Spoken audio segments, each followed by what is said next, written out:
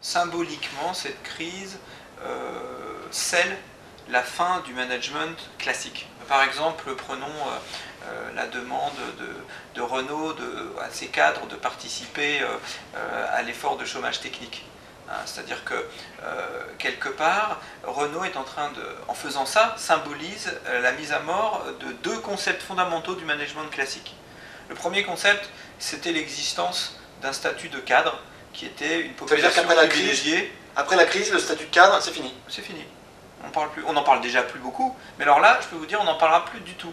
Vous êtes en train de dire que Renault est en train de mettre à mort le statut de cadre en France, en tout cas. Pas Renault, c'est beaucoup d'entreprises déjà ont fait évoluer la gestion de leurs organisations en faisant du statut de cadre finalement un non-événement dans la vie d'un salarié, alors que ça l'était jusqu'à présent.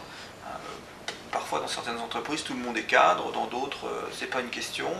C'est le statut le plus avantageux par rapport à la gestion du temps. On n'est plus du tout dans une hiérarchie d'honorabilité comme on a été dans le siècle dernier. Mais ce que je voulais dire par là, c'est que c'est un élément symbolique très fort. Après le plan Marshall, pendant le plan Marshall, les Américains nous ont demandé de créer ce statut cadre qui devait créer la glu des organisations et faire en sorte de développer la cohésion dans une organisation. Bon,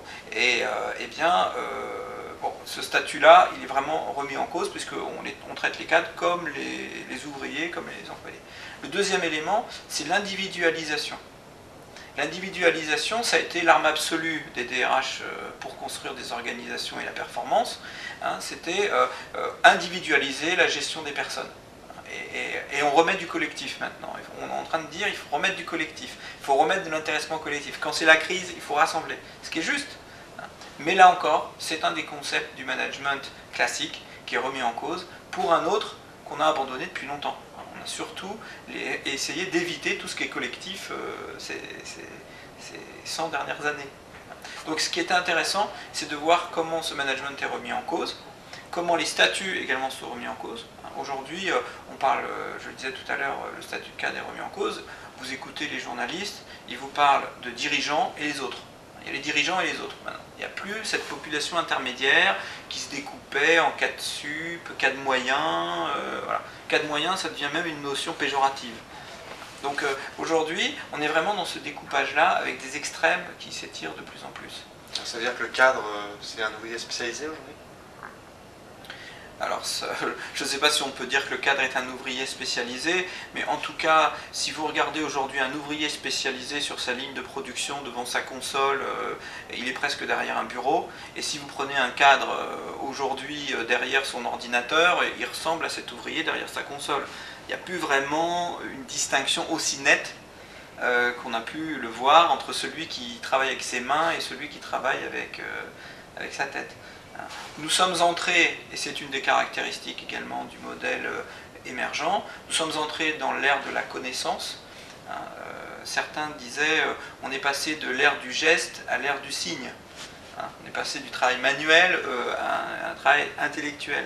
Eh bien, l'interprétation des signes, le fait de la symbolique, le fait de travailler avec sa tête, construit les ouvriers du savoir aujourd'hui et un nouveau rapport de force avec les organisations aussi.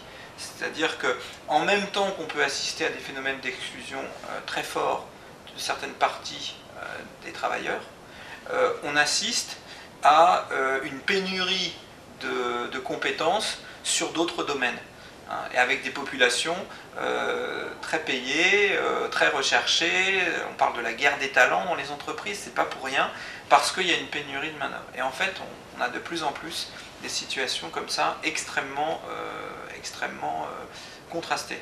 Alors ce cadre d'avant-crise, après la crise, vous le voyez comment? Il sera remplacé par qui? Alors c'est très difficile à dire encore, mais ce que je peux percevoir aujourd'hui, c'est que l'autonomie des personnes dans l'entreprise est quelque chose qui va devenir tout à fait central. La capacité des organisations à proposer, à reconstruire des postes de travail. Je pense que ça fait longtemps qu'on ne s'est pas vraiment intéressé à cette notion de poste de travail. Reconstruire un environnement de travail, reconstruire un poste de travail qui permette à chacun d'avoir un minimum d'autonomie dans sa fonction, va devenir un élément clé. On a fait le re-engineering des organisations dans les années 80 pour les orienter vers les clients. Je crois que nous allons vers un re-engineering de l'organisation autour de cette notion du poste de travail, de la création d'entités de gestion qui permettent aux gens de mobiliser au mieux leurs compétences, bien sûr, mais aussi leur créativité, leur initiative. On a réinventé des systèmes qui laissent de la place à la gestion de l'événement par rapport à des systèmes ou des organisations qui étaient là pour gérer de la routine. Je crois que ça, on est en train de créer l'organisation qui gère de l'événement versus hier l'organisation qui gérait de la routine. Et quand on gère de l'événement, il faut de l'initiative, je l'ai dit, de la créativité et puis de la bonne volonté. Laurent Buranti, merci beaucoup. Merci.